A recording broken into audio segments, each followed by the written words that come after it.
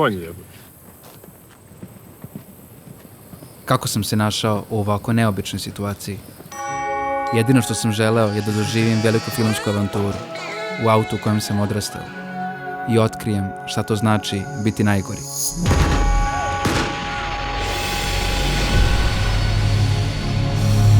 Šta je to tako slatko tamo preko okeana slavno? Is that a Yugo?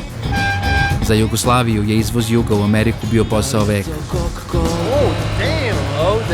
A za Amerikance najgori auto u istoriji Amerike. A šta ako se pokvari? Neće se pokvari. Da li smo najbolji ili smo najgori? Dat staat bravo. This is the worst condition I've ever seen. I don't think it's the worst car. No? I don't think it's the worst car, bro. Možda će splodira. Ma ne znam. Da stanem. How do you make a Yugo go from 0 to 60 in 5 seconds? Push it off a cliff.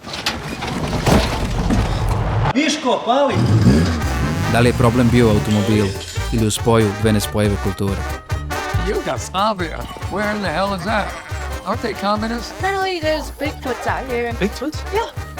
Aren't they like missing? A možda je baš zbog svega toga Yugo danas rock zvezda. Najpuno da ga nemoj zapaliti.